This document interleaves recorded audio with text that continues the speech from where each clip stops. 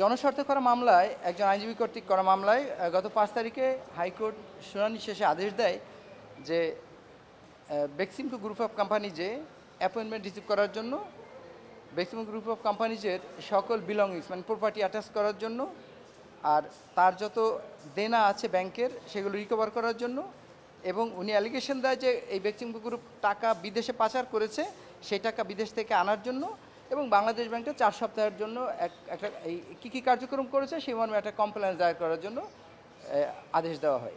তো এই আদেশের বিরুদ্ধে আজকে Beximco pharmaceuticals limited, Beximco group না, বেক্সিমকো ফার্মাসিউটিক্যালস লিমিটেড আজকে আপিল করে, সিপি করে।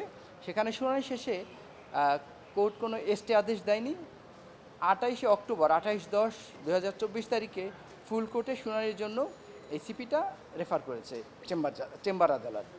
তো সেই ক্ষেত্রে আমার আসলে বাংলাদেশ ব্যাংক এখানে পার্টি হয়, মূলত পার্টি হয় বা বাংলাদেশ ব্যাংক কনসার্ন হয় হলো বাংলাদেশ ব্যাংককে কিছু ডাইরেকশন দিয়েছিল।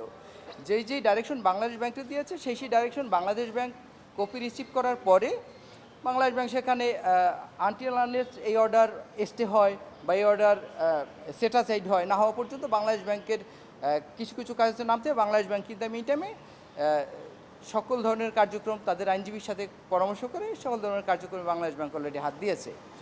তো একটা অভিযোগ উঠছে উঠেছে যে বাংলাদেশ ব্যাংক আসলে কি করতে পারে সেটা বাংলাদেশ ব্যাংক করতে গিয়ে লিগ্যাল ডিফিকাল্টিস বা প্র্যাকটিক্যাল ডিফিকাল্টিস যেখানে আছে সেখানে বাংলাদেশ ব্যাংক প্রয়োজনে আবার কোর্টের দ্বারস্থ হবে।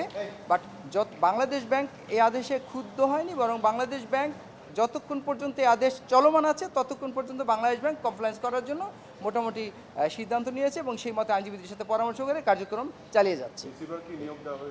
না, এখনও হয়েছে বলে আমার কাছে তথ্য নেই, বাট রিসিভার সহ অ্যাটাচমেন্ট সহ বা মানি ব্যাক করানো সহ বা আরও যে আদেশ আছে সব কিছুর জন্য বাংলাদেশ ব্যাংক সামগ্রিকভাবে তাদের করণীয় ঠিক করতেছে এবং সেই মর্মে তারা কাজ চালিয়ে যাচ্ছে।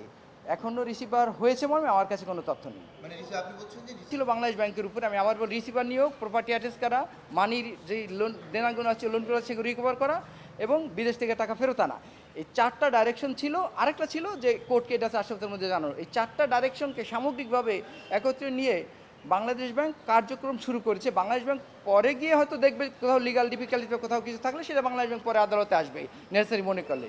বাট আদালতের আদেশ বাস্তবায়নের জন্য বাংলাদেশ ব্যাংক সামগ্রিকভাবে কার্যক্রম শুরু করেছে। যে 28 অক্টোবর ফুল ফ্লেজ হিয়ারিং হবে ফুল কোর্টে, সেখানে আবার এই আদেশটার পরিণতি যা হয় ঠিক সেই মর্মে বাংলাদেশ ব্যাংকের কার্যক্রম ঠিক ওইটার উপরে নির্ভরশীল। বাংলাদেশ ব্যাংক কী পদক্ষেপ নিয়েছে এই ব্যাপারটা মূলত বাংলাদেশ ব্যাংকেরই বলার কথা এবং তাদেরই জানার কথা। আমার কাছে যা তথ্য আছে সেখানে বাংলাদেশ ব্যাংক রিসিভার নিয়োগ করছে বলে আমার কাছে কোনো তথ্য নাই। বাট বাংলাদেশ ব্যাংক কীভাবে কী করবে দ্যাট ইজ দেয়ার, মানে ওনাদের জুরিসডিকশন এখতিয়ার। অ্যাজ দেয়ার লয়ার সেটা আমার জানা থাকলেও বলার কোনো কথা না এবং বলার এখতিয়ার আমার নেই। মহামান্য হাইকোর্টের আদেশ পরিপালনের জন্য বাংলাদেশ ব্যাংক সামগ্রিকভাবে প্রক্রিয়া শুরু করেছে এবং সে প্রক্রিয়া চলমান আছে।